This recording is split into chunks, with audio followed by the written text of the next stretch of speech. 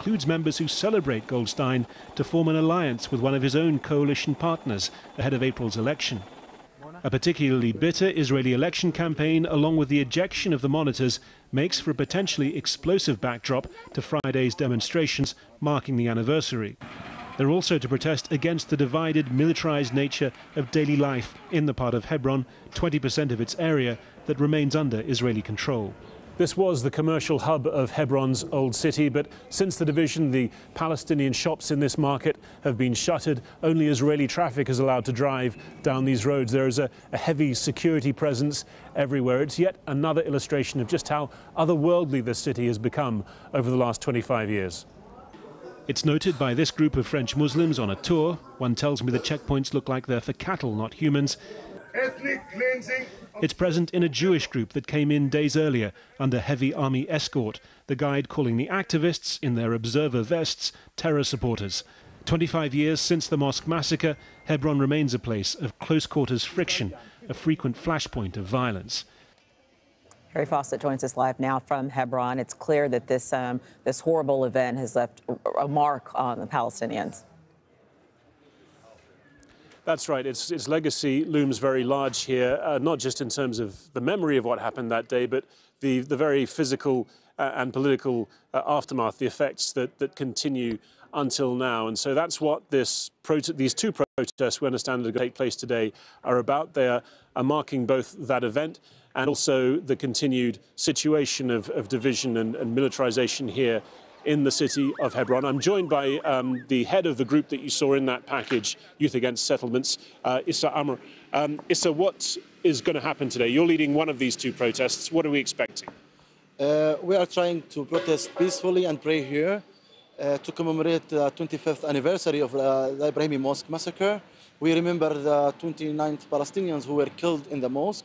We are protesting against the closure, the 22 checkpoints in our own city, the harassment, and the recent attacks on us as Palestinians. And, we are asking for international protection, especially after, dismissing the temporary international presence in Hebron. We don't feel safe, and we are saying it loud. We are expecting more and more massacres, especially after the right-wing, Kahanists who are, joining forces to, go over the Palestinian rights, and they just are working to erase us and, displace us from our own cities. We have seen clashes on this day in past years. This is the 25th anniversary, so it's a big anniversary. As you say, there are various political events as a backdrop to all this. Can we expect, do you think, violence? I mean, is this going to get nasty today? Israeli government doesn't respect non-violence. They don't respect any kind of general assembly of the Palestinian people. As Palestinian people, we are under the Israeli military law, which means we don't have any right for general assembly. And usually soldiers, they attack the protesters, they beat them up, they shoot toward them, even though we are peaceful. And we are asking for international backup for our resistance as Palestinians. We are only asking to end the Israeli occupation and get our full rights, reopen the streets, and make Israel accountable for their, new Kahanist and for their apartheid segregation and separation in Hebron, in Jerusalem, and all over Palestine. The last 25 years have seen Palestinian attacks as well as settler attacks and shootings by the army. The Israeli army says that this is all necessary for security in what is a very tense city. The Israeli occupation, according to the international law, is illegal. The settlements there, it's a war crime according to Geneva Convention. So it's about Israeli violence, it's about Israeli occupation, it's about Israeli apartheid, it's about my right as a Palestinian who's living in his own city. Okay, thank you very much, Issa Amra. We'll be here throughout the events which we're expecting over the next few hours. As I say, the Youth Against Settlements protest, and then potentially a larger one linked to the ruling Fatah political faction in the occupied West Bank. So check in with us again, and we will take you through those events as they unfold today. Okay, Harry Fawcett, live for us in Hebron. Thank you. Still ahead on Al Jazeera. You don't have to carry any keys or anything. It's just your body. In maybe 10 years, everything will be in your hand. We'll show you the latest trend that's literally getting under its users' skin to protect them from hacking.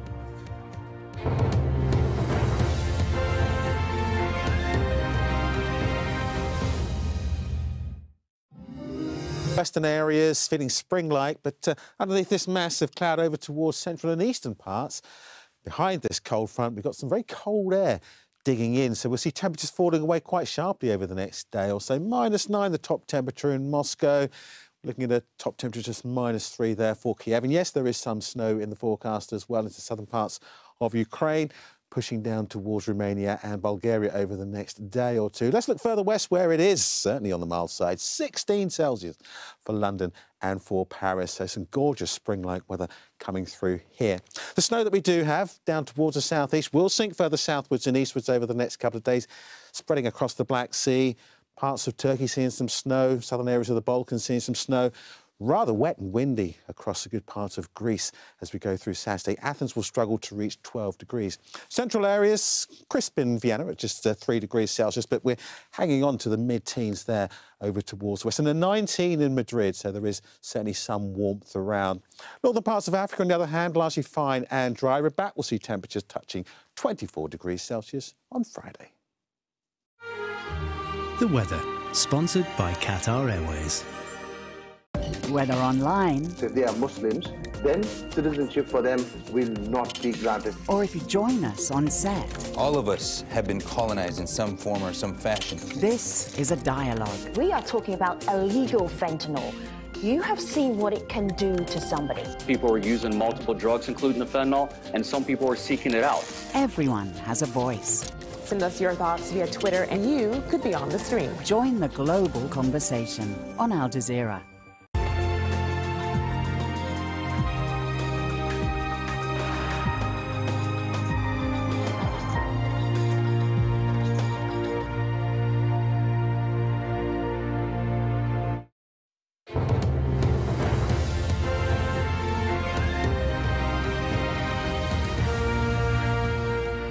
You're watching Al Jazeera. Let's recap the top stories right now. Venezuela's border with Brazil has been closed as President Nicolas Maduro attempts to stop U.S. aid from getting in. Maduro says he's considering closing the border with Colombia as well.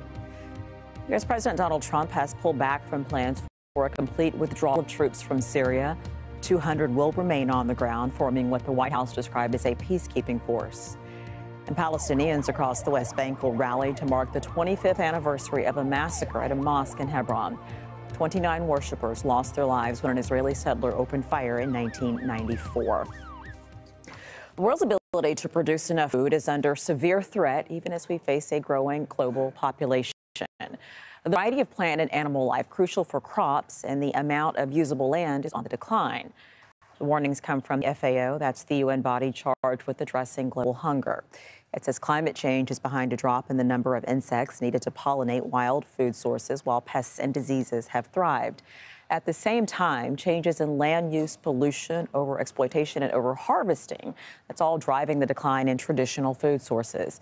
Highlights Gambia, where many people have been forced to eat alternative, often industrially produced foods. But the FAO says there is hope if nations educate communities on the importance of diverse plant and animal life and embrace eco-friendly practices like flooding rice fields in California during the off-season to entice wildlife back, and growing plants alongside crops to encourage the return of pollinating insects. Castro is the Assistant Director General of Climate Change, Biodiversity, and Water Department at the UN's Food and Agriculture Organization. He joins us now from Rome. We appreciate your time very much. So when did this decline, this noticeable decline, begin? Well, it's been a while, but we have documented it for the first time in the World First Report. 5 years in the making, 1,300 contributors. And we are now systematizing and monitoring the decline. But for example, overfishing and wild fish is being reduced. About 1/3 of the fisheries of the world are now overfished, just to mention something that we often ignore. At the same time, we are losing plants and crops and livestock. I mean, partially for natural reasons and climate change, but also there is a change in the consumers' use of the biodiversity for food and agriculture. You talked about, for example, overfishing. A lot of these situations, it seems, are being driven by people needing a source of income, needing a livelihood, fishing, et cetera. Like what are the types of man-made things that are driving this that could potentially be pivoted? Well, man-made, I can mention two. One is we are forgetting what our grandparents ate, and now more than 66% of the population were all eating from 9 crops and from 10 fish species. Why? Our grandparents, you know, they knew about 6,000 different plants and more than 500 different fish. And slowly we have been, you know, industrialized and commercializing only these few species, and our diet is being reduced. We think this is one of the problems for the population increasing the weight, becoming overweight and obese, and also is putting at risk the long-term sustainable use of the biodiversity in general, meaning by that livestock, plants, fish, only by ignoring and neglecting what we call the forgotten food that our grandparents use. How do you realistically reverse this? Is it something that would be really expensive? Because let's be honest, sometimes that's what a lot of things come down to is money. Yes, partially is that, but also we think there is a need for the consumers to understand that when they reject a tomato or a carrot in the supermarket because it's ugly, that is causing food waste, and that is about 30% of all the food produced in the world is wasted, is thrown to the garbage, and that would be enough to feed the 821 million people suffering of hunger still today. And so that we can do. The other thing we can do is every country needs to have some sort of in situ conservation areas for agriculture, where they can have, you know, the local food, the local seeds, the varieties, the knowledge of the farmers preserved. We have around 57 of those sites around the world. We need to increase that. In addition, we have seed banks. 11 of those are global seed banks because of the high quality. Some of them, you know, in the high north under the snow and the ice. But we need to make this sustainable in a financial way, and they are not. So in addition to change the consumer practices, we will need also to have an insurance practice with the gene banks and the special heritage sites for agriculture. Rene Castro with the UN's Food and Agricultural Organization. Mr. Castro, thank you. Thank you. You're welcome. Day 2 of a meeting at the Vatican looking at sexual abuse of children by priests. We'll see more testimony from victims. Some of them have already dismissed an action plan presented by Pope Francis on Thursday as not going far enough. You can see a meeting of the cardinals there happening right now in Vatican City. Rory Challens reports. The Vatican now acknowledges that Catholicism has an existential crisis.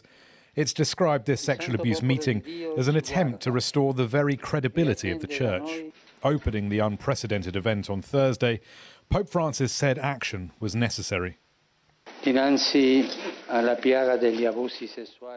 the plague of sexual abuse by the Church's men against minors, I have thought to consult you, because all together we should hear the Holy Spirit and listen to the cry of the young who want justice.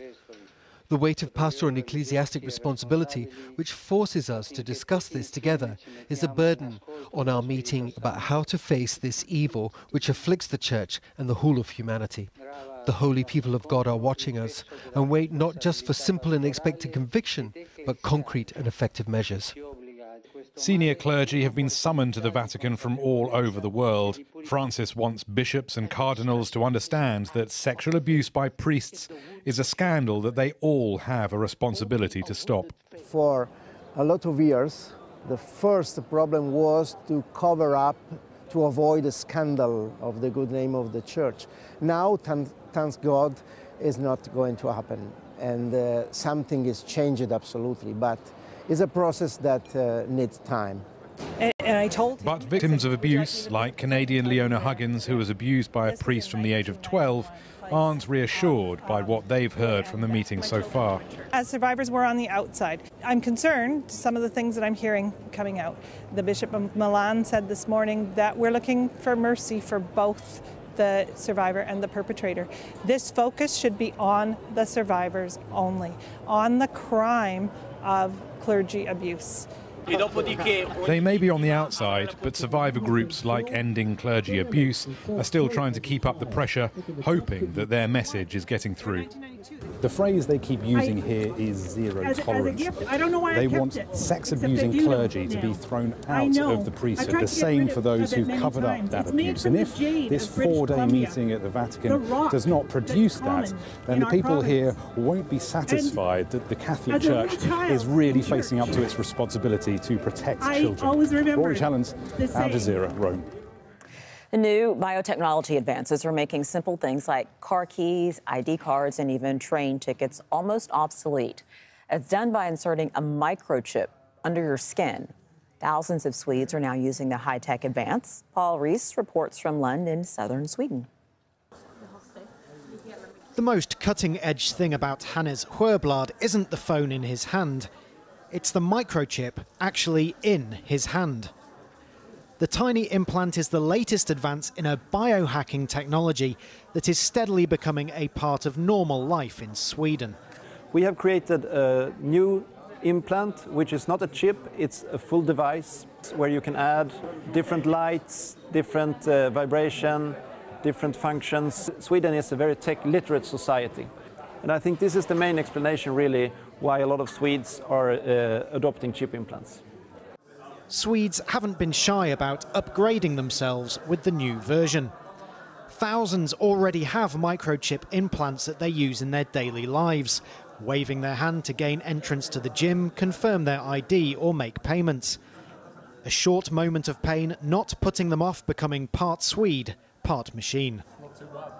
This event is an implant party, simply where ordinary people can show up and get a microchip embedded under their skin. The biohacking movement in Sweden is hosting them all over Europe, but it's at home where they get the most willing recipients. I think it's really cool. You don't have to carry any keys or anything. It's just your body.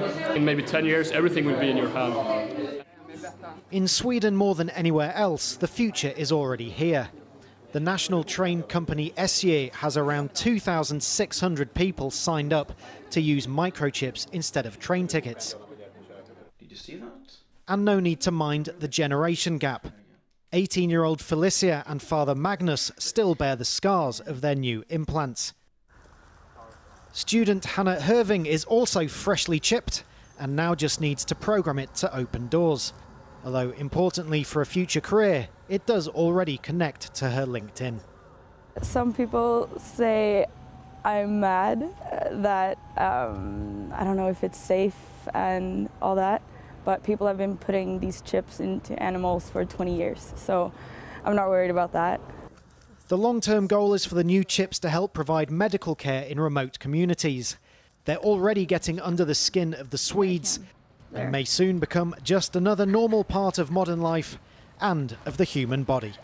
Paul Rees, Al Jazeera, Lund, Sweden. A Japanese spacecraft has landed on an asteroid thought to be as old as our solar system. There were celebrations at the exploration agency in Sagamihara when the probe touched down on the Ryugu asteroid. The explorer is expected to return in 2020 with samples of the asteroid.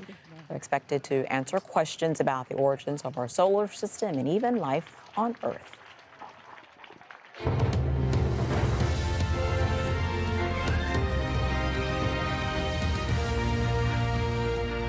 I'm Michelle Carey. Let's recap the headlines now on Al Jazeera.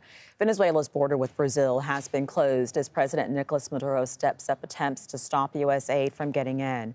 Maduro says he's considering closing the border with Colombia as well. Opposition-led volunteers are trying to get the first delivery into Venezuela by Saturday, but the army is blocking them. U.S. President Donald Trump has pulled back from plans for a complete withdrawal of troops from Syria.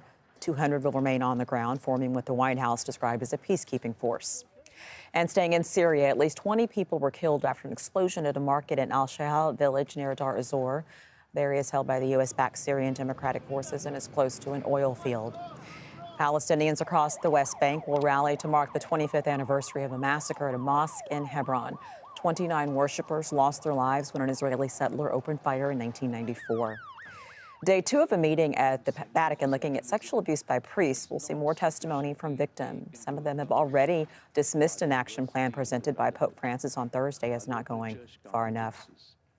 India says it will divert water away from Pakistan after last week's attack in Indian-administered Kashmir that killed 40 paramilitary troops.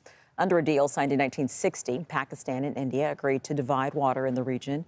India currently allows water that it does not use to go to Pakistan, but it's not clear when and how New Delhi plans to stop that supply. Tens of thousands of people have rallied across Slovakia, accusing the government of inaction in the death of a journalist. It's been 1 year since investigative reporter Jan Kuciak was shot along with his fiancée in what prosecutors say was a contract killing.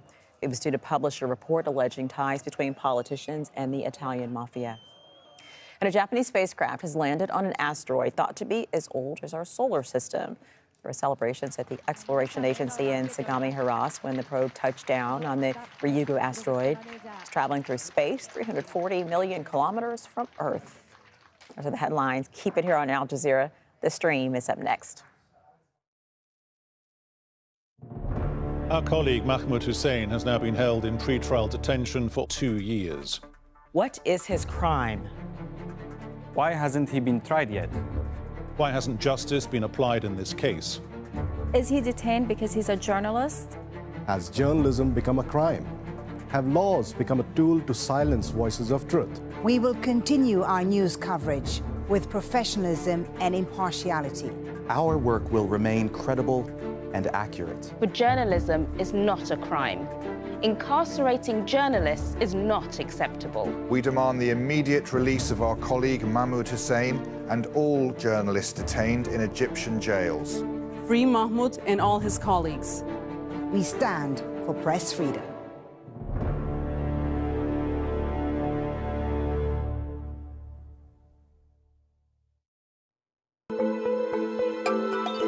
Hi, my name is Mia Alberti. I'm an international journalist and you're in the stream.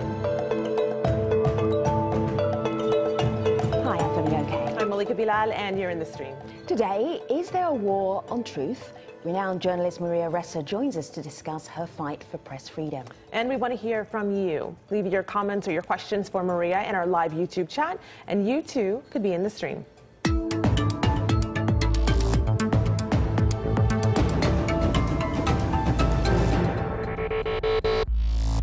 A free and independent press is the cornerstone of democracy, and Philippine journalist Maria Ressa wants it to remain so.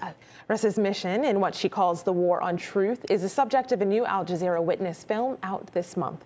Have a look. Digital media pioneer Maria Ressa is the founder of online site Rappler. Maria, what is fake news? It is whatever power doesn't like. The president of the Philippines, Rodrigo Duterte, says he wants to kill as many people involved with drugs as possible and lists his critics as public enemies. Rappler, an online news site known to be critical of the government, had its license revoked a few weeks ago. The end goal is to silence dissent. When people don't know what is real and what is fake, when facts don't matter, then the voice with the loudest megaphone gains more power. You know, this is the time to fight. This is the time to tell people, here's the line. And you have to make sure that our government doesn't cross it, because when it does, we're no longer a democracy. Joining us live from Manila, a woman who needs almost no introduction, a journalist and a Time Magazine Person of the Year, Maria Ressa. And in Sydney, Australia, Yara Bumelam. She's also a journalist and the filmmaker behind the documentary about Maria, airing this month on Al Jazeera. Welcome to you, Yara. Welcome, Maria. Yara, we're going to talk about the film later in the programme. But first, Maria, what is it like covering a story and being the story at the same time? extremely uncomfortable, and I wish it would end tomorrow. But at the same time, I'm watching and looking at everything with horror because I just don't believe the events that are happening. You say that it's uncomfortable actually being part of the story and covering the story at the same time. But there was a moment in December when you arrived at Manila Airport and journalists were waiting to see you and they had questions, and you, having just got off the plane, did an impromptu press media conference. I don't see much discomfort here. Have a look, viewers. Maria, how do you feel about possibly being arrested? You've been a journalist all your life. How do I feel about being arrested? Well, number one, I am going to hold my government accountable for publicly calling me a criminal. I am not a criminal. I have been a journalist my entire life. I will continue to hold the government accountable. The second is, obviously, it makes you feel vulnerable. But I think that's the point, right? The point is for the government to actually make you feel its power and that it can do what it wants to do, including bending the law to the point that it's broken. That's a position that you don't normally have to think about when you're supposed to be reporting, running a media organization. How did you get those cogent thoughts together? I had just gotten off a long-haul flight at that point, but I knew an arrest warrant had been issued for ludicrous charges, and I was surprised by the media that was at the airport. But at the same time, I think this is what I've had to do for most of 2018 is anger management, and what TV has taught us is to be able to be concise in expressing exactly what is happening in the moment and what it means for the future.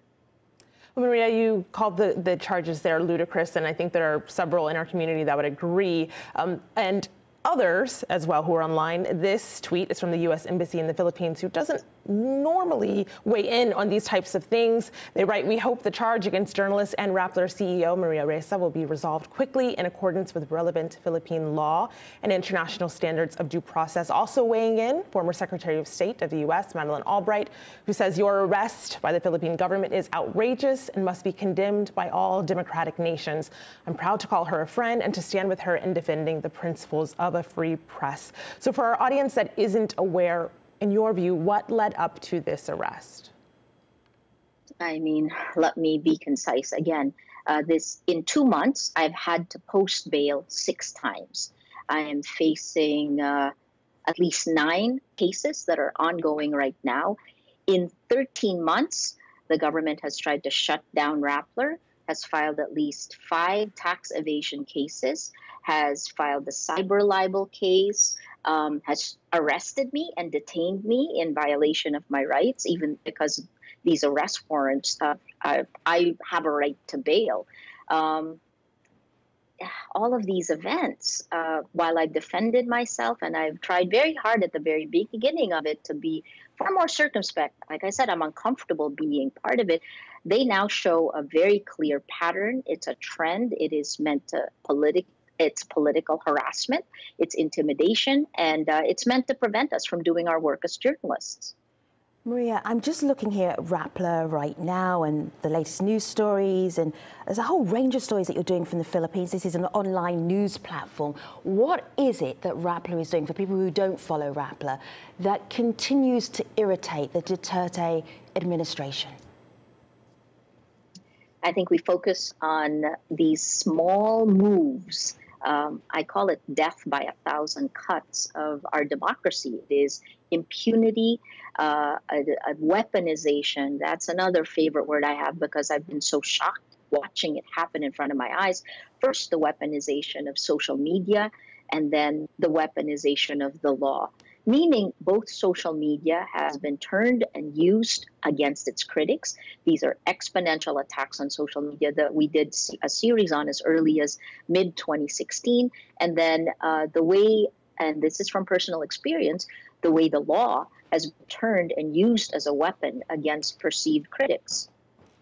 So, Maria, February 20th, just this week, was the one-year mark of when Rappler journalists, and yourself included, were banned from the presidential palace. I pulled up this tweet from Pia Renata of Rappler. She says, "It's been a year since I was first banned from covering Duterte's events. Let me tell you what that year has been like." And of course, we can retweet this on our account, so you can read her account of what it was like to be banned. But for you, what has that been like, covering an administration where you don't have the access? We continue doing the best that we can do. And I actually confronted the press secretary about this in a radio interview. We were both interviewed at the same time, just this Sunday. And I asked him, when are you going to let us back in? Why have you done this? This is a violation of our constitutional rights. The Constitution guarantees this. And he said, well, I still answer the questions that your reporter tweets to me. That's not the way it's supposed to be. Again, death by 1,000 cuts, right? Slowly. I think the other part that's concerning to me is levels of impunity, not just in something like press coverage, but also in a far more, this brutal drug war that has been ongoing since July of 2016. And that perhaps was really the drug war as well as the weaponization of social media. These are the two stories we have not let up on, and we continue to try to hold government to account. I think in the end, it comes down to a war on truth, because if you can make people believe lies are the facts, then you can control them. What's happening in the Philippines in terms of journalism and how facts are viewed is something that ripples around the world, and a phrase that I don't like using, so I will let President Duterte use it instead. Here he is talking about Rappler. Have a look. Since you are a fake news outlet, then I am not surprised that your articles are also fake. So that's his view of what Rappler is doing. Maria, can you give us a sense of the atmosphere and the climate within which journalists are working in the Philippines? Fear, absolutely. And that was actually my appeal to the journalists who, after I posted bail, I said, this is meant to send a chilling effect. And this was the message of the NBI agent to one of our reporters who was doing a live stream of the when they were trying to arrest me. He told our reporter, be quiet, be silent, or you're next. And that's precisely the situation. I think keeping me detained for an evening, not so much about just intimidating me. It's about sending a message to every other reporter working in the Philippines: toe the line or you could be next. And I think that's the fear we need to lift, because you don't want self-censorship. You don't want people to be afraid to ask questions, because then we've really gone down the path that's hard to come back from. So here's someone who would agree with you. She's a journalist in the UK, Joanna Fortes, and here's what she says this could mean for journalism as a whole. I think democracy in the Philippines under President Duterte has been dead for some time now, and we've seen that in how he treats his opponents, especially Senator Leila de Lima, who is still imprisoned under what sound like completely fabricated charges. But I think Duterte is now using the international community somewhat turning away from the Philippine drug war, or at least losing interest, to go after the press. And for him, that means going after Rappler and Maria Ressa. And that does set a really ugly and dangerous precedent for journalists, not just in the Philippines, but all over the world. So Maria, she mentions a dangerous precedent for all journalists. You're nodding your head at that. What are you thinking? Look, when President Duterte threatens journalists, this isn't unique for us, right? President Trump does the exact same thing, except the institutions in the United States are just stronger than in the Philippines. Words have impact. And when the most powerful man in the country threatens reporters, calls them fake news, all of this ripples down. I mean, there's a very thin line between attacking and inciting to hate. And what we've seen on social media is these words have taken a life of their own, and it goes towards inciting to hate. And that's a boundary that's very difficult to come back from. President Duterte has threatened journalists. He's threatened news organizations. Rappler wasn't the first one. I mean, the largest newspaper in the Philippines, the Philippine Daily Inquirer, was his first target. He threatened to take away the franchise of the largest television network, ABS-CBN. With Rappler, the difference with Rappler is that we have no other businesses. This is a company that was created by journalists, and the single largest group of shareholders in Rappler are the journalists. So most of the decisions, nearly all the decisions, certainly through all of 2018, they were led by journalists. For me, it's not worth doing our jobs if we're not fulfilling the mission, especially at a time when our country needs it the most. Maria, you just mentioned ABS-CBN, and they did an interview quite recently with the presidential palace spokesman, and he was talking about the ability to, for journalists, for you, to actually speak quite freely. This was his take on what you've been saying. It's not the same. Have a look. So there's nothing, absolutely, there is no connection in the so-called freedom of the press. In fact, I would even say that she's a walking testament that the freedom of express and as well as of expression are very alive in this country. Why am I saying that? Until now, she's still using that freedom to assault the government and this administration. You're sitting at home, you're free right now, Maria. What's the problem? I think that's doublespeak, and while Secretary Panelo is entitled to his opinion, obviously, freedom of speech is about being able to speak. Freedom of the press is about being able to report without any consequences. And what has happened is the full power of the state. In January last year, the government tried to revoke our license to operate. They tried to shut us down. The institutions stayed up strong enough to be able to push back, but the government kept trying to look for cases. They kept trying. They issued, I mean, I posted bail 6 times in 2 months. That's not normal. They prevented our reporter from covering not just the presidential palace, but every private engagement, any engagement anywhere in the Philippines where President Duterte appears.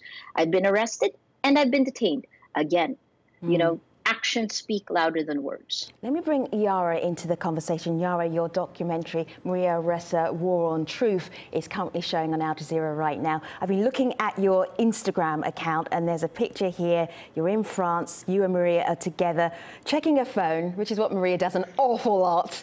Why did you make this film? Why was it so important, Yara? I think the source of why Maria is under pressure from the government needs to be addressed here, and this is why I made the film, and that's because she started to talk about disinformation.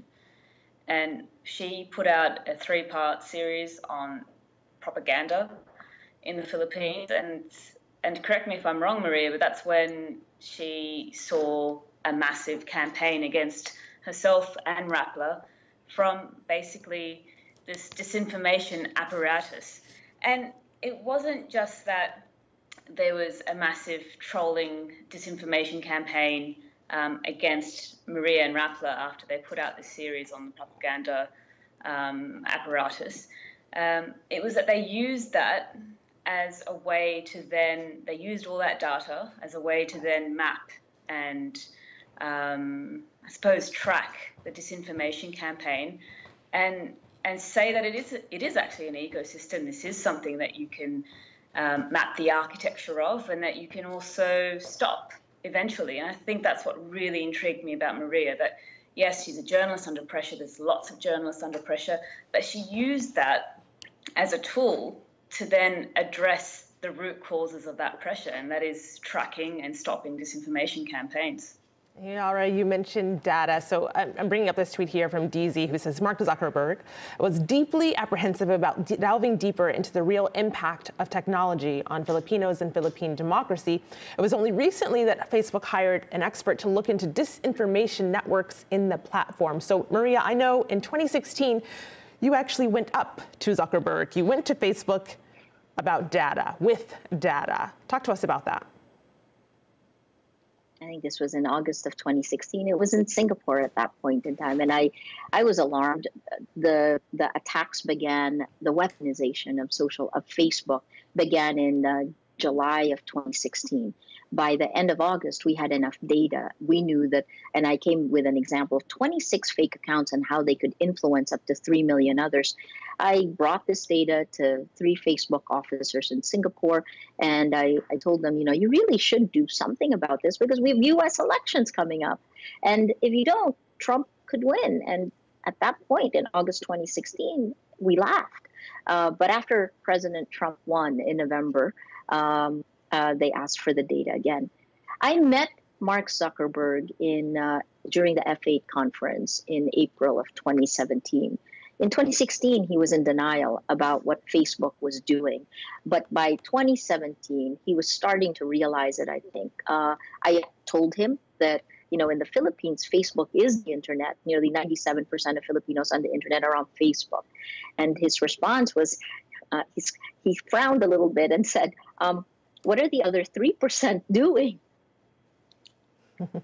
Do you know, Yara and Maria, when we as a team, the Stream team, was looking at how do we talk to you and how do we bring Yara in and talk about the film, wherever your name is mentioned, there are an army of trolls. As many people who are respectful of your journalism and what you're doing, there's a troll army as well. This is something that you picked up, Yara, for sure, in your film. Have a listen to this clip and you'll get a little sense of what happens around Maria and Rappler. I've been called every animal you can think of. My sexual life has been dissected. And at the beginning, I faced it like a traditional journalist where you try to fight it. Then you realize, no, you can't. It's not built that way.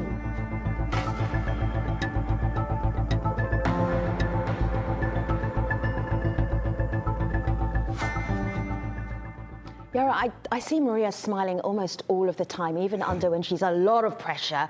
But what is it like to watch her, work with her, when she's surrounded by a lot of people who want to do her harm? I mean, I suppose the troll army, it's hard to see how much of the online hate can actually dissipate or be translated into the real world. And the people who are around Maria very much are people like the Rapplers, people who are willing to, follow her into the trenches and, will go with her wherever she wants to go. She has a very supportive core team, and I think that's also displayed in the film. And I suppose just to pick up on the trolling point that we made in the film, that has also translated with our actual film on Witness. Witness has put up a YouTube video of the film, and that was just a few days ago, and it's received 1,300 comments already. 90% of those have been negative, and Witness hasn't seen something like this in a long time. It's pretty much unprecedented, and a lot of it has been negative feedback from Maria, and a lot of the negative feedback that we've usually heard about Maria and the cases, and saying that she's actually a US citizen and not Filipino, and that she's a tax evader, and not about the film itself or her campaign against disinformation. And so I think it just goes to show that this just trolling just doesn't stop for Maria. And I think the question I always had for Maria is, how do you wake up every day with receiving constant or countless hate messages? I mean, that can't be good for you. It's not healthy. And how do you deal with that? That's always been a concern, I suppose, is how to deal with the fallout of constant trolling. Maria? You realize that it's manufactured, right? That, this is not normal. If you look at all those messages, they're right on message. And this is something that we've lived with for, my gosh, almost 3 years, since July of 2016. We were naive enough in Rappler when we saw this happening. I thought maybe they were just real people who were misinformed and who just wanted to have a conversation. So we started something called #NoPlaceForHate. And that was when we got bombarded, and even more bombarded after we finished the 3-part propaganda series. So no, you realize that you were being manipulated. And I think that the whole world, when we look at what's happening with power and the geopolitical power shifts and how information is being used to gain power, I think this is happening in a lot more countries than we know, that we are aware about, and this should be stopped. So that's where I hold the social media platforms accountable. That's been the biggest change, these cheap armies on social media. So I wanted to share with our viewers what some of those look like without getting into details about them, because of course they're pretty hateful. But on Facebook here, several comments just criticizing Rappler and criticizing your work, Maria. Marcial says, it's right to go to jail. It's my bias. Boycott the biased media. Another person on Twitter says, this is stupid journalism. The truth behind racist arrest was her involvement in tax evasion. Rectify your facts and stop fake news. But all of this, some of our audience would say, is part of an intimidation scheme. And that is a comment we got from an academic in Manila, actually, who says this is a wider plot, if you will, to silence journalists and silence those who are working for the truth. This is Richard, and here's what he told the stream. What we're facing in the Philippines is the increasing erosion of rule of law, meaning the uniform and predictable application of law. And in exchange, what we're seeing is rule by law, whereby an imperial presidency and his henchmen are weaponizing and instrumentalizing the law in order to silence and intimidate the opposition. And Maria Ressa right now is very much the beneficiary of that trend in the Philippines. You hear his take there, Richard in Manila.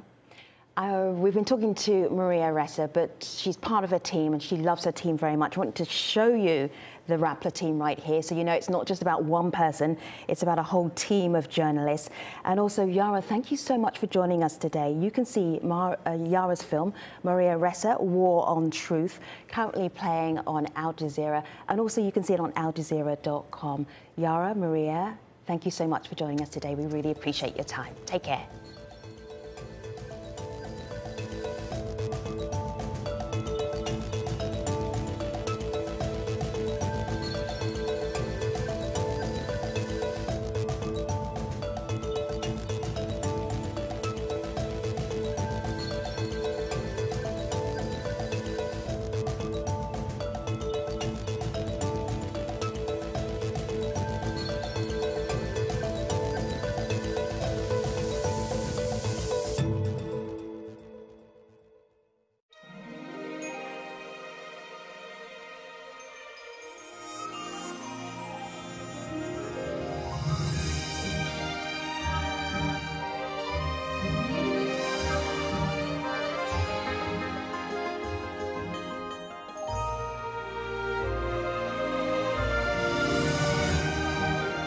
Fly Qatar Airways and experience the world like never before. Qatar Airways, going places together. Everything you do is being analyzed, it's being weighted, it's being measured. I would always call this a spy phone. And it's not just iPhones that are spy phones. I mean, most smartphones are these days. At the moment, we are in a state of universal interception. Edward Snowden did something that was a heroic act. I would rather take the risks of democracy than the risks of dictatorship. Digital dissidents on Al Jazeera.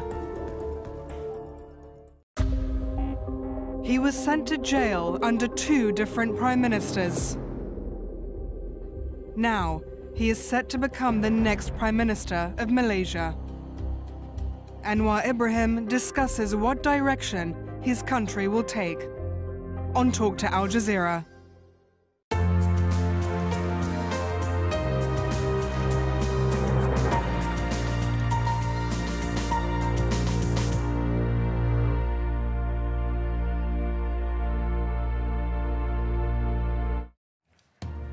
Venezuela shuts its border with Brazil. President Maduro's desperate move to block efforts to bring in foreign aid.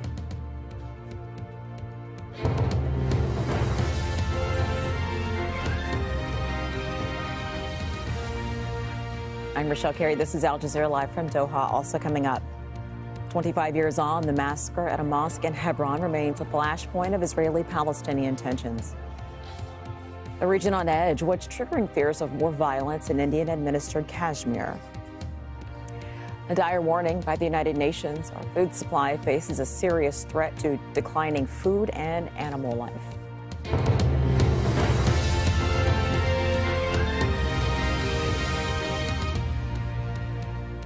Venezuela's border with Brazil has been closed as President Nicolas Maduro steps up attempts to stop U.S. aid from getting in. Maduro says he's considering closing the border with Colombia as well. Opposition-led volunteers are trying to get the first delivery into Venezuela by Saturday, but the army is blocking them. Our Latin America editor, Lucia Newman, reports from San Antonio on the Venezuela-Colombia border. A caravan of opposition deputies scuffle with National Guardsmen trying to block their way to the Colombian border. That's where opposition leader Juan Guaidó vows to defy the government's prohibition to bring in tons of food and medicine donated by the United States and others. Pretending that humanitarian aid is not going to reach Venezuela is an act of cruelty.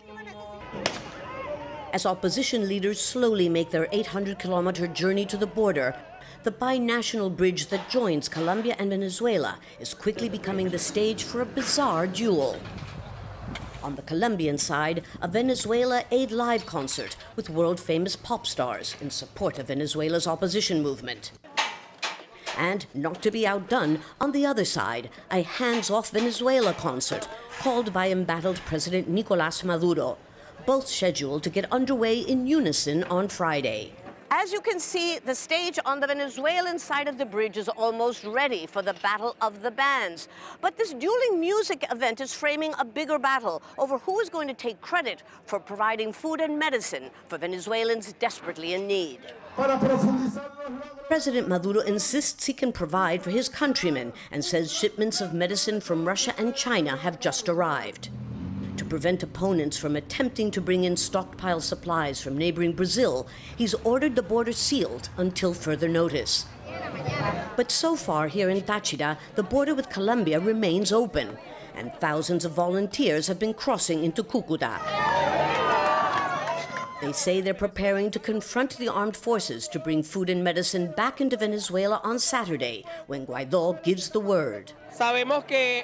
We know the government has blocked the bridge with containers, but we're here to make it possible to bring in that humanitarian aid by whatever means necessary. Guaidó says he'll be bringing the supplies across 4 bridges here in Táchira, as well as 2 ports in northern Venezuela.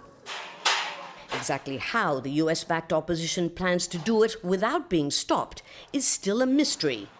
And that's exactly what's raising the suspense and the tension on both sides of the border. Lucia Newman, Al Jazeera, San Antonio, Venezuela. Brazil's vice president has told Al Jazeera his country will help, but it won't cross the line. We're not going to trespass the border, okay? What we can do, we can put supplies on our border, and if the Venezuelans want, they can come and get it. But I don't think this will work, okay? Because, you see, from Roraima until the Orinoco River, it's almost 1,000 kilometers. And all this is an empty space in Venezuela. So there is not enough population there to come to Brazil and to reach for supplies, okay? I think that the main points for these humanitarian aids would be the ports and also the border with Colombia. Palestinians are preparing for demonstrations in the coming hours to mark 25 years since a mass shooting inside a mosque in Hebron in the occupied West Bank.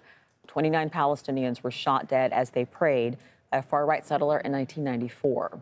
This year's protests are happening as Israel's prime minister seeks support from far-right groups ahead of elections in April. Harry Fawcett reports. It's early morning on a hill above Hebron's old city, and a group of Palestinian activists is on the move. Their mission, they say, to escort children safely to school through the city's divided streets. But their approach is barred by Israeli soldiers. The army has declared the area a military exclusion zone, off limits to non-residents. The activists say it's to prevent them recording and drawing attention to instances like this, filmed a few days earlier when they were confronted by Israeli settlers. Documentation is the most important. Everyday attacks happen here. But how can you show them to the world?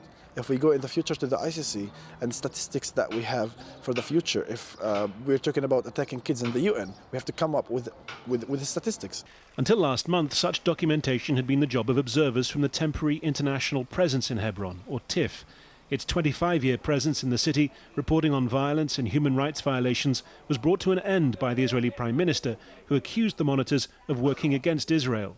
TIP's mission began in the aftermath of the massacre in 1994 of 29 Palestinian worshippers inside the Ibrahimi Mosque. Husni Rajabi was praying that day near the front when an American-Israeli settler opened fire from the back of the room. I think about it all the time. I was tripping over people lying on the floor, the dead, the wounded, calling for help. It's an unforgettable tragedy. The gunman, Baruch Goldstein, was a follower of the far-right Jewish rabbi and politician Meir Kahane, whose party was banned as racist in the 1980s. Now, days before the massacre anniversary, the Israeli Prime Minister has pushed for a current-day Kahanist party, which includes members who celebrate Goldstein, to form an alliance with one of his own coalition partners ahead of April's election. A particularly bitter Israeli election campaign, along with the ejection of the monitors, makes for a potentially explosive backdrop to Friday's demonstrations marking the anniversary. They're also to protest against the divided, militarized nature of daily life in the part of Hebron, 20% of its area, that remains under Israeli control. This was the commercial hub of Hebron's old city, but since the division, the Palestinian shops in this market have been shuttered. Only Israeli traffic is allowed to drive down these roads. There is a heavy security presence everywhere. It's yet another illustration of just how otherworldly this city has become over the last 25 years. It's noted by this group of French Muslims on a tour. One tells me the checkpoints look like they're for cattle, not humans. Ethnic cleansing. It's present in a Jewish group that came in days earlier, the army escort, the guide calling activists in their observer vests terror supporters. 25 years since the mosque massacre, Hebron remains a place of close-quarters friction, a frequent flashpoint of violence. Harry Fawcett is live in Hebron. So, Harry, there is the anniversary. There have been a lot of developments in Hebron, and then there's the election campaign in Israel. Could you explain how all three of those things are intersecting? Well, yes, this anniversary is marked every year with demonstrations. They tend to be on the smaller side, but they can still end up in clashes, elements of Israeli politics that hasn't been, will be allowed by the Israeli forces, a big unified protest, or whether there'll be a scattered one. Nonetheless, even if those scattered encounters are relatively small scale, they can turn pretty nasty. There have been bullets and tear gas fired pretty regularly during these occasions before. So I think the essence of this is that it's not just marking this 25th anniversary, it's also very much in response to what has happened since, what continues to happen, and indeed the kind of noises we've been hearing out of the Israeli domestic political scene in the last few days. All right, Harry Fawcett live for us in Hebron. Thank you. The U.S. president has pulled back from plans for a complete withdrawal of U.S. troops in Syria. 200 will remain on the ground, forming what the White House described as a peacekeeping force. Donald Trump has been under pressure from advisors and allies since the surprise announcement last year. Gabriel Elizondo has more from Washington, D.C. It's been over 2 months since Donald Trump made the surprise announcement that he was going to be pulling out all 2,000 U.S. troops from Syria. It's an announcement that came as a surprise and also went against the advice of many of his top advisors at the time. Well, now we're getting indications that Trump is backtracking from that a little bit with this announcement that the U.S. will keep 200 troops within Syria for an undetermined amount of time. The readout that came from the White House indicated that the phone conversation with Trump and Erdogan, both sides indicated that they wanted to do what was right for both of the countries' interests within Syria. And that really comes down to what they're calling this potential safe zone there in northern Syria.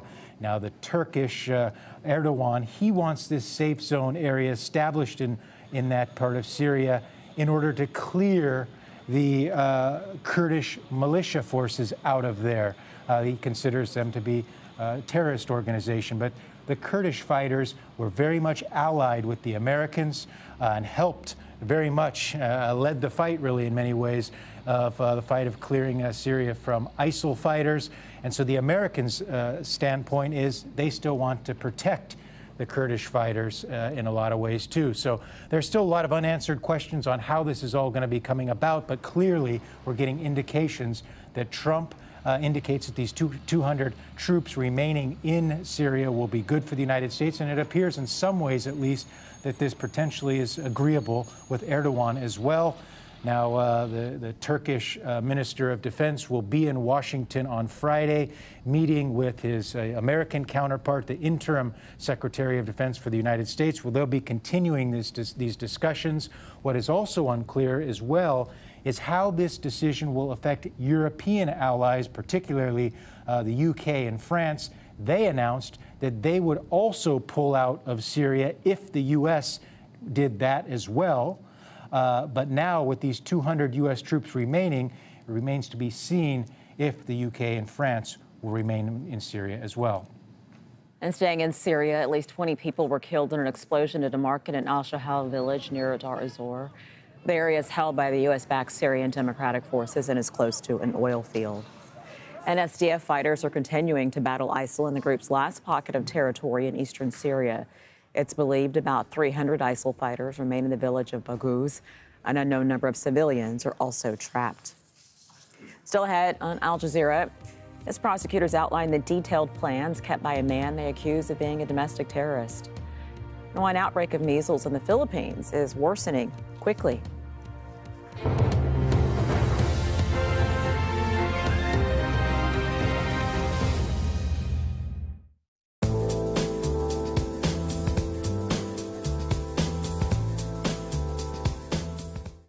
Hello, we've got some rather wet weather across southern parts of Borneo, pushing down towards Indonesia. 66 millimetres of rain here in 24 hours. The seasonal rains, of course, they're tending to edge their way a little further northwards, as they should do at this time of the year. But still plenty of showers here as we go on through the next day or two.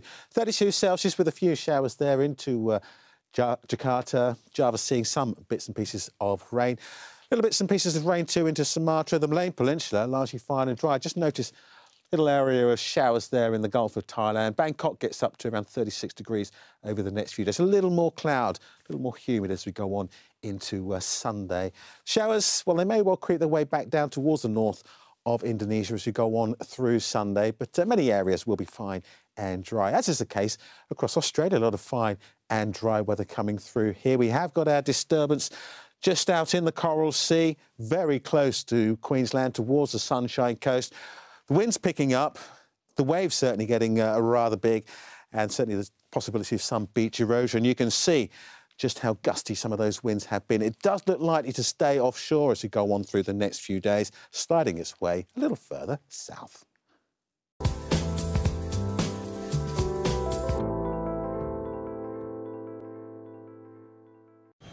From sunrise to sunset, across Asia and the Pacific. Explore untold and fascinating stories. 101 East on Al Jazeera.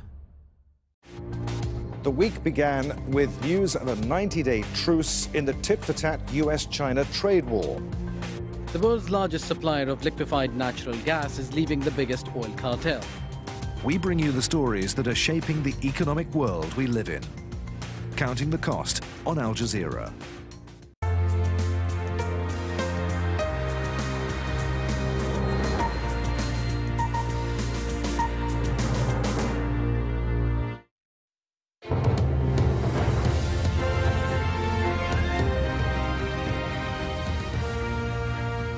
You're watching Al Jazeera. Let's recap the top stories right now.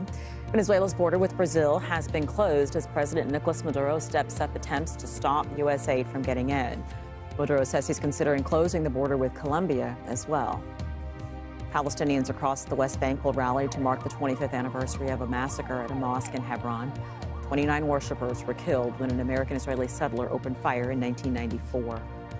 And U.S. President Donald Trump has pulled back from plans for a complete withdrawal of troops from Syria. 200 will remain on the ground, forming what the White House described as a peacekeeping force. Day 2 of a meeting at the Vatican looking at sexual abuse by priests will see more testimony from victims. Some of them have already dismissed an action plan presented by Pope Francis on Thursday as not going far enough. The head of the Roman Catholic Church has been hosting a 4-day summit to address the scandal. Rory Challenge joins us live now from Vatican City. So, Rory, as we said, there's already a plan that's been put out there. It's a 21-point plan, but survivors, at least some of them, are not really keen on it. Tell us more about the plan. Well, this is essentially, as you say, a kind of working template for the senior clergy gathered here at the Vatican to basically build on and see where they can take it. It's called Reflection Points, and it has lots of technical language in it, things like listening structures and shared procedures. But what it boils down to is a template for a practical handbook that can be used across the Catholic Church in all corners of the world to deal with sexual abuse cases when they come up. And it would involve giving both the accused and accusers a fair hearing. And the reason why the survivors groups who are here campaigning outside the Vatican at the moment don't like it is that they don't think it goes far enough. They don't think that this zero tolerance policy that they would like to come out of this meeting is properly reflected in this document. And by zero tolerance, they mean that any priest or clergy member that is guilty of sexually abusing children is thrown out of the priesthood, and anyone that covers up that abuse is thrown out as well. And they don't see this zero tolerance reflected in this document yet. So, as we said, some victims are testifying, and the Vatican, again, invited certain survivors to do so, but others were not invited. Why?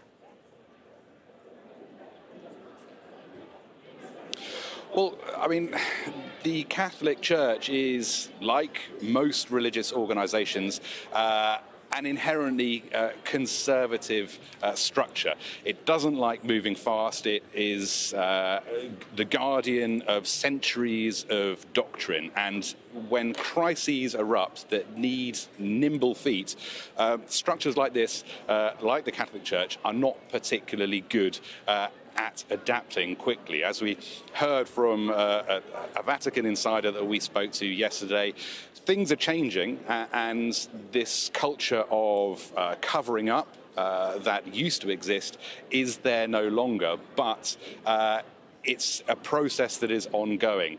The pressure groups that are here, like ECA, Ending Clergy Abuse, they want much faster shifts in the way that the Catholic Church operates. So when they call for zero tolerance, that's something that they want adopted here and now. And there's this tension, I think, between what they want and what the Catholic Church is willing to do. They don't want to be bounced into something by an outside group.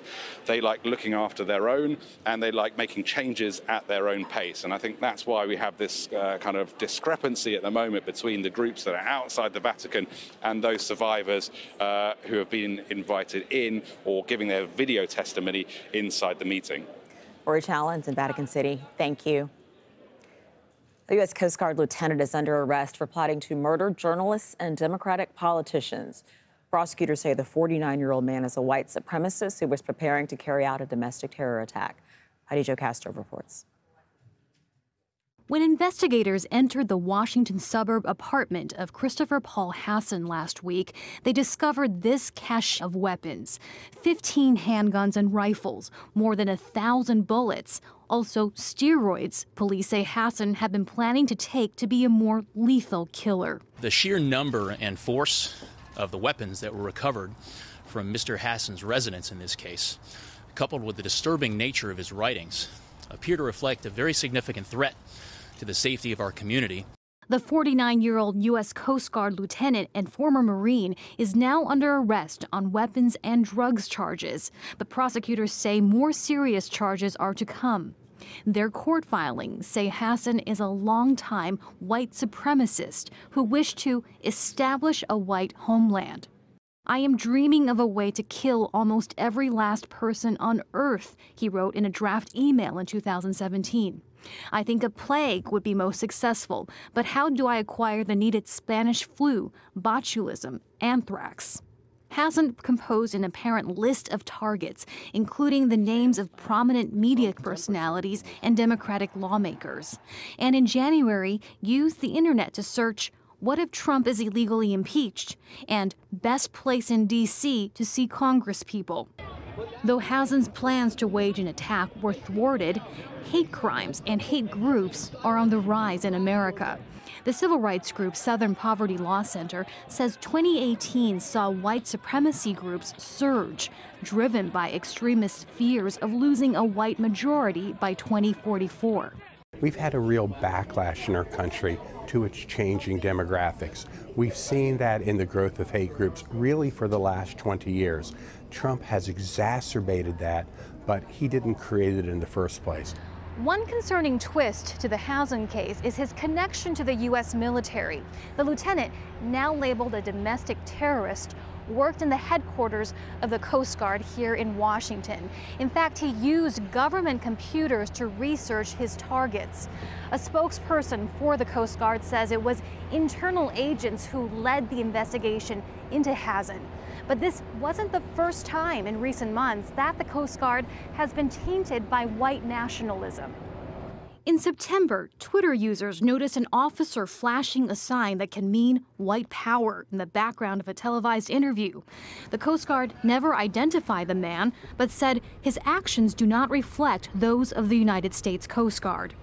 The cases, while isolated, expose concerns the U.S. military is fertile grounds for elements of white nationalism, a growing fear in troubled times. Heidi Jo Castro, Al Jazeera, Washington. Some armed groups in Indian administered Kashmir are warning of more attacks. They've been using social media to get their message across to people in the disputed region. Faiz Jamil reports from New Delhi. Kashmiris have been reading the latest message on Twitter, thought to be from the armed group Hizbul Mujahideen, one of several based in Indian-administered Kashmir. It's in response to last week's suicide attack claimed by another group, Jaish-e-Mohammed, that killed at least 41 paramilitary troops.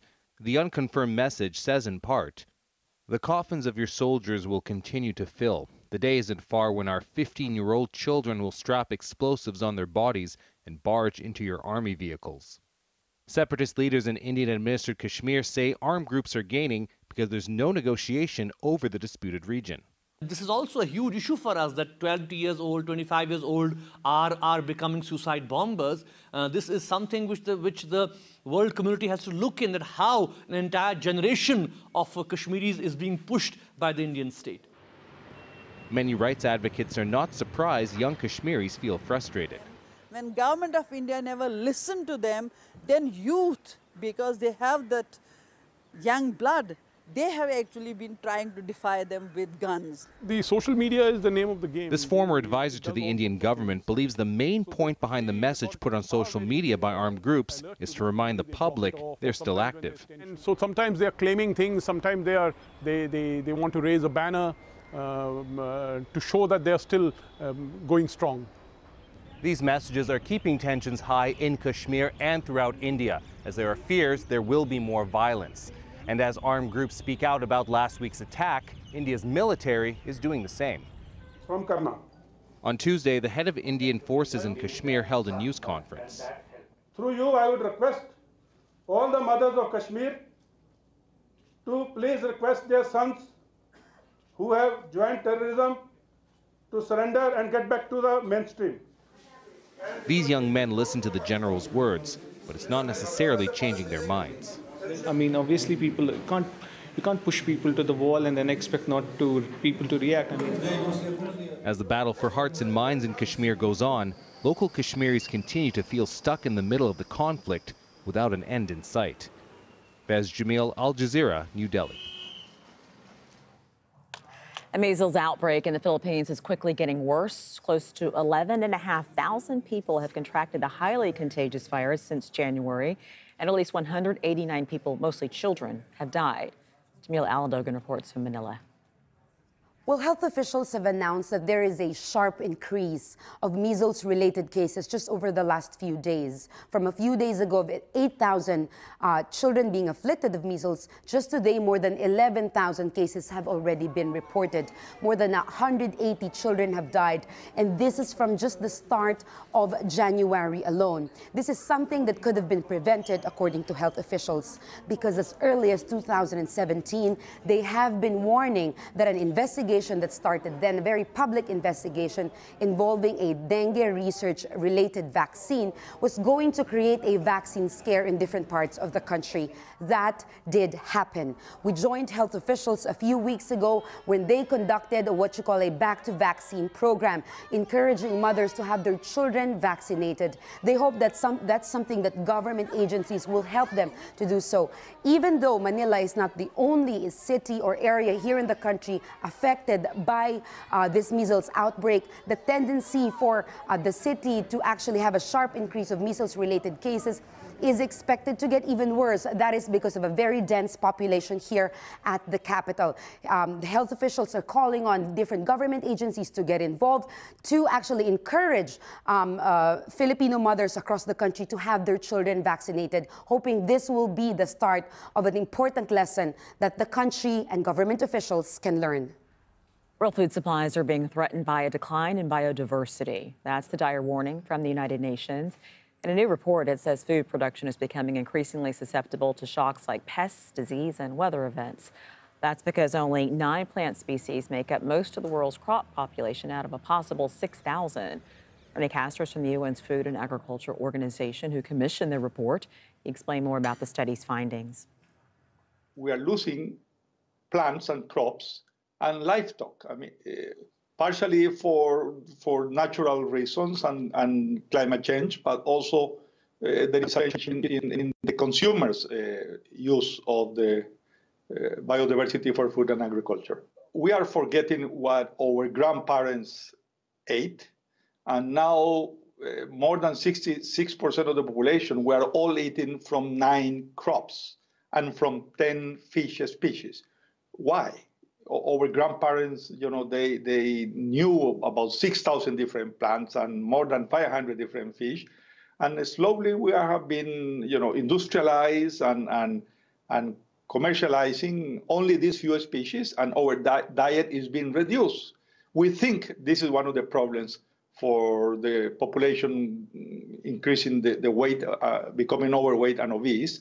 And also is putting at risk the long-term sustainable use of the biodiversity in general, meaning by that livestock, plants, fish, only by ignoring and neglecting what we call the forgotten food that our grandparents use.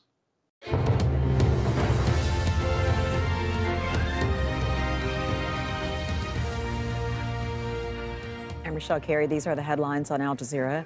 Venezuela's border with Brazil has been closed as President Nicolas Maduro steps up attempts to stop U.S. aid from getting in. Maduro says he's considering closing the border with Colombia as well. Opposition-led volunteers were trying to get the first delivery into Venezuela by Saturday, but the army is blocking them.